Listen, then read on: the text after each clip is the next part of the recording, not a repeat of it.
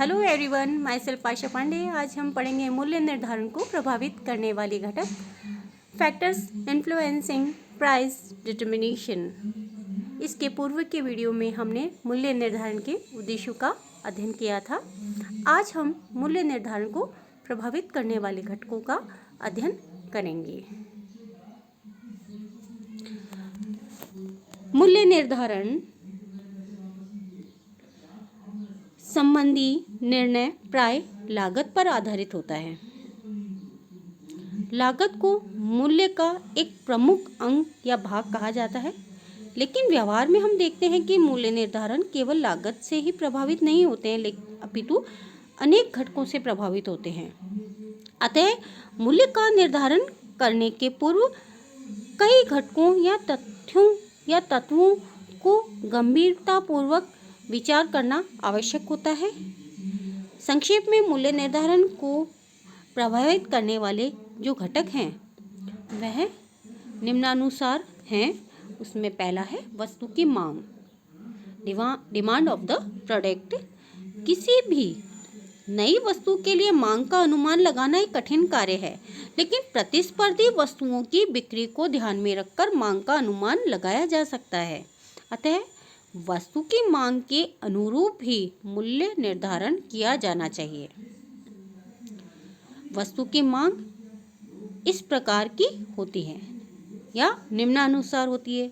मांग पूर्णतः लोचदार भी हो सकती है, पूर्णतः बेलोचदार भी हो सकती है, लोचदार भी हो सकती है, अत्यधिक लोचदार मांग भी हो सकती है और बेलोचदार भी हो सकती है।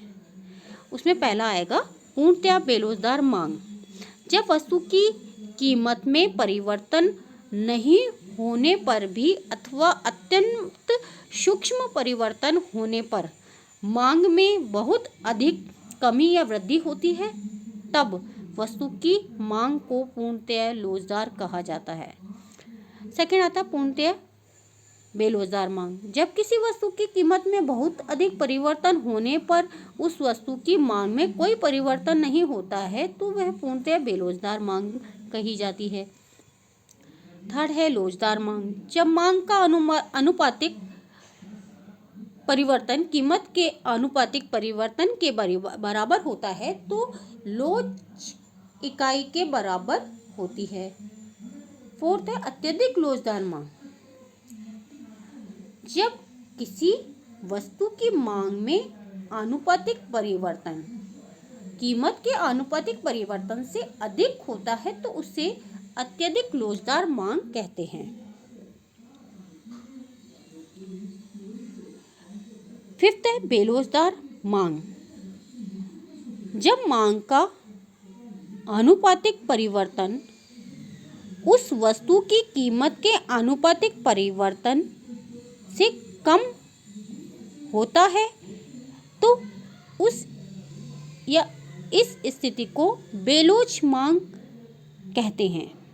अतः एक निर्माता को अपनी वस्तु के मूल्य नियोजित करते समय वस्तु की मांग का विस्तार से अध्ययन कर लेना चाहिए।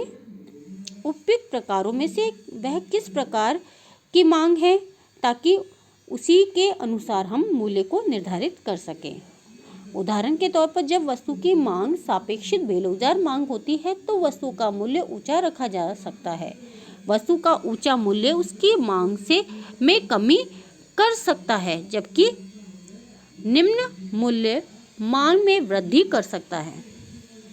सेकंड आता है वस्तु की लागत, कॉस्ट ऑफ द डिमांड। यहाँ ओनली वस्तु लिखा हुआ है, वस्तु की लागत होगा English cost of the demand. मूल्य निर्धारण को प्रभावित करने वाले घटकों में वस्तु की लागत भी है। वस्तु की लागतों में स्थायी लागत, चल लागत एवं संवर्धी लागत आदि को शामिल किया जाता है। कोई भी निर्माता बिना अपनी कुल लागत को प्राप्त किए वस्तु का विक्रय नहीं करता है। वह स्थिति जहाँ पर वस्तु की लागत विक्रय मूल्य के बराबर हो जाती है उसे समविच्छेद बिंदु कहते हैं। समविच्छेद बिंदु यानी ब्रेक इवन पॉइंट कहलाता है। थर्ड आता है हमारा वितरण माध्यम, चैनल ऑफ डिस्ट्रीब्यूशन। वस्तु किन किन वितरण माध्यमों या मार्गों से उपभोक्ता तक पहुंचती है, यह भी कीमत को प्रभावित करता है। यदि निर्माता तथा उपभोक्ता के मध्य कोई मध्यस्थ है तो उन सभी मध्यस्थों को उचित लाभ देते हुए वस्तु का मूल्य अधिक निर्धारित करना होगा। इसके विपरीत यदि वितरण मार्ग छोटा है तो वस्तु का मूल्य कम निर्धारित किया जाएगा। अतः वस्तु का मूल्य निर्धारण करते समय वस्तु के वितरण माध्यम पर विचार कर लेना चाहिए। फोर्थ पॉइंट आता है उत्पाद की विशेषताएं, कैरेक्टरिस्टिक्स ऑफ प्रोडक्ट। उत्पाद की विशेषताएं भी मूल्य निर्धारण को प्रभावित करती है। ये विशेषताएं इस प्रकार होती हैं। पहला है उत्पाद का जीवन चक्र। उत्पाद का जीवन चक्र 4 अवस्थाओं से होता हुआ चलता है। बाजार प्रवेश की अवस्था में उत्पाद की मांग उत्पन्न करना आवश्यक होता है, अतः उत्पाद का मूल्य कम रखा जाता है। उत्पाद बाजार विकास या वृद्धि की अवस्था में पहुंच जाता है तो मूल्य में स्थायित्व रखते हुए ग्राहकों को आकर्षित किया जाता है, एवं जब बाजार परिपक्वता एवं उसके पश्चात अवनति की अवस्था में पहुंच जाता है तो उत्पाद मूल्य में कमी की जाती है। इसके अतिरिक्त बिक्री को बनाए रखने के लिए संवर्धनात्मक प्रयासों को भी अपनाया जाता है। इसी में ही आता है सेकंड, उत्पाद की नाशवानता। यदि उत्पाद की विशेषता शीघ्र खराब होने वाली हो तो उसका मूल्य ऐसा निश्चित किया जाना चाहिए कि उसकी बिक्री जल्दी से जल्दी हो जाए। थर्ड, उत्पाद का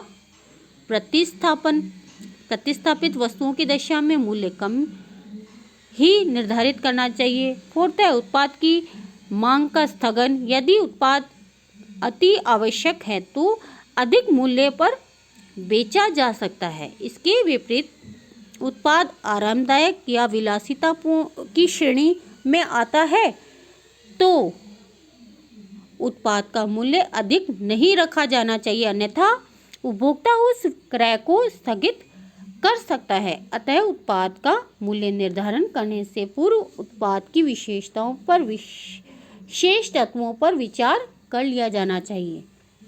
फिफ्थ है ग्राहकों की विशेषताएं, कस्टमर्स कैरेक्टरिस्टिक्स।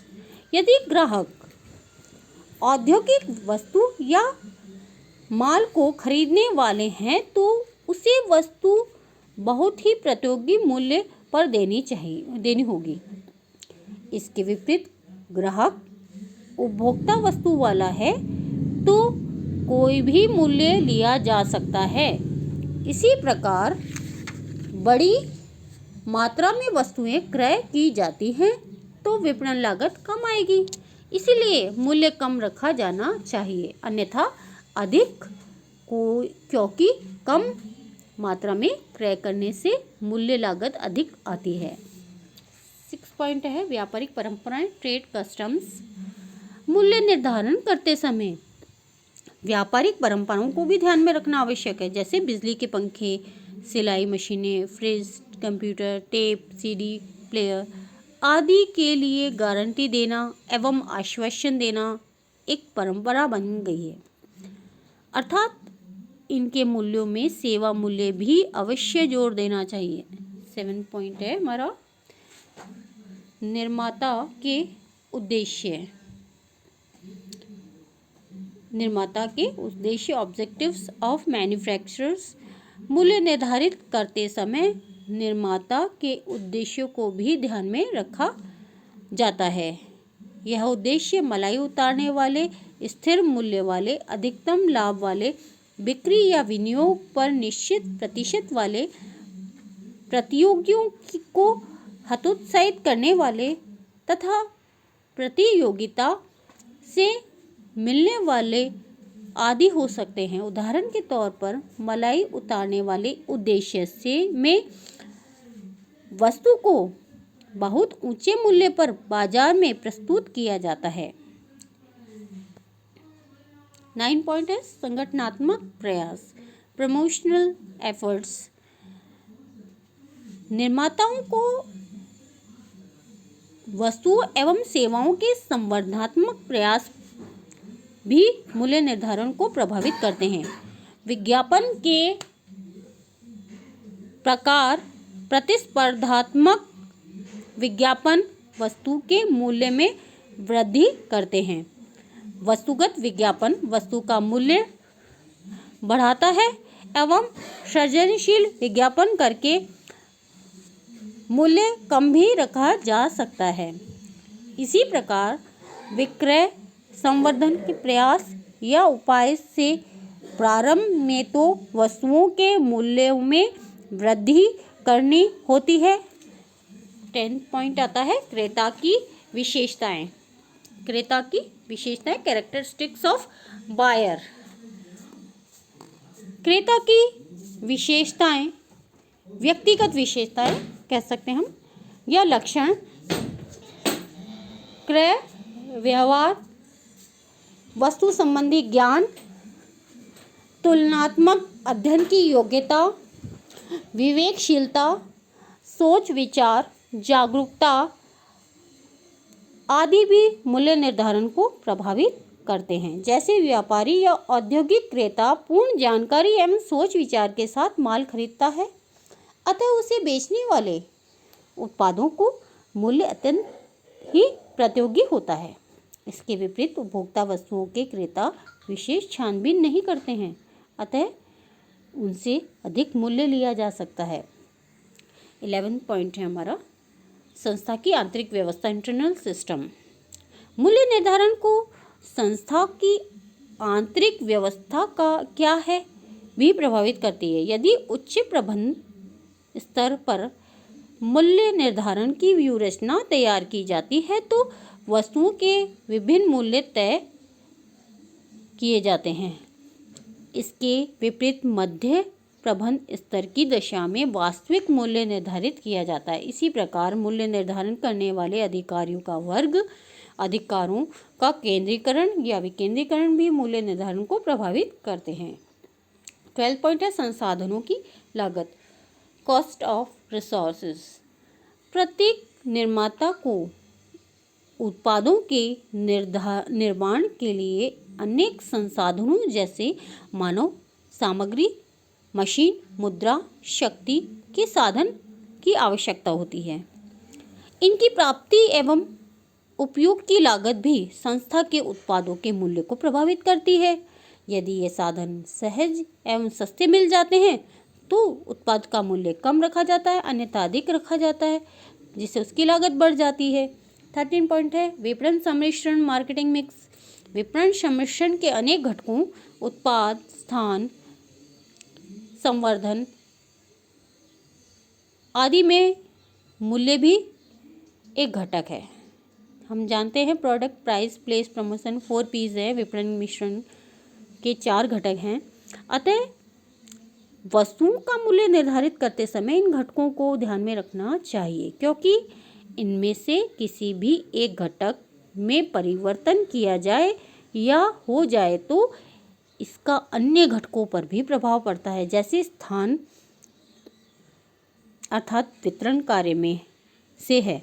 यदि वस्तुओं को प्रत्यक्ष वितरण किया जाए तो मूल्य कम होगा, अन्यथा अधिक, क्योंकि प्रत्येक माध्यम को सेवा के बदले कुछ प्रतिफल देना आवश्यक है। 14 पॉइंट है बाह्य वातावरण, एक्सटर्नल एनवायरनमेंट। देश में प्रचलित आर्थिक, सामाजिक, राजनीतिक, धार्मिक, सांस्कृतिक एवं अन्य दशाएं भी वस्तुओं के मूल्य निर्धारण को प्रभावित करती है। उदाहरण के तौर पर जब देश में आर्थिक तेजी चल रही होती है तो वस्तुओं का मूल्य नीचे स्तर पर रखा जाता है। इसी प्रकार जब सरकार मूल्यों पर नियंत्रण करने का दृष्टिकोण रखती है तो मूल्य नीचे स्तर पर रखना होता है। 15 पॉइंट है लास्ट, सरकारी नियम एवं नीतियाँ, गवर्नमेंट्स रूल्स एंड पॉलिसीज।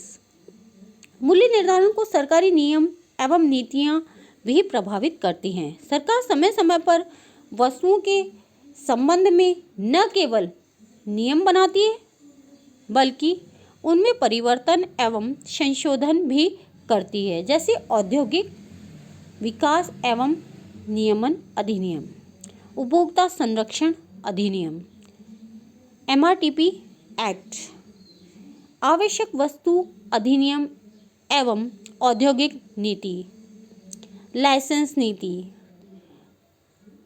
आयात निर्यात नीति आदि। अतः मूल्य निर्धारण में इनके वैधानिक प्रावधानों को ध्यान में रखा जाता है कि इनमें कब का क्या क्या परिवर्तन होता है, तो हमें उस हिसाब से अपने मूल्यों में भी उसका परिवर्तन करना पड़ता है, क्योंकि सरकारी नीतियों एवं नियमों का प्रभाव वस्तु के मूल्य पर पड़ता ही है। क्योंकि टैक्स, अगर किसी पे टैक्स लगा दिया जाता है तो हमें भी उस पे उसकी लागत में ये टैक्स की राशि को जोड़ना पड़ता है। और मैं आशा करती हूँ आज का मेरा ये व्याख्यान आपको समझ में आया हुआ और आप स्वयं भी घर पर इसे अध्ययन करेंगे। आज के लिए बस इतना ही। अगले वीडियो में हम आपसे पुनः नए टॉपिक के साथ मिलेंगे। धन्यवाद।